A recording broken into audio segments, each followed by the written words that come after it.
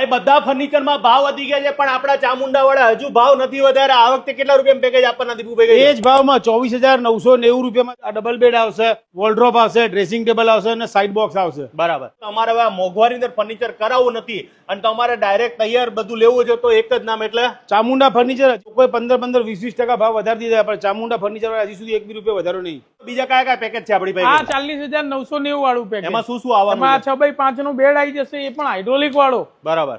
પછી આ 3 દરવાજા વાળું કપાટ આવી જવાનું છે, ડ્રેસિંગ ટેબલ આવી જવાનું છે, સાઇડ બોક્સ આવી જવાનું છે, Yes. અને મંદિર તો ફ્રી. હા, મંદિર તો ફ્રી આપી રહ્યા છે.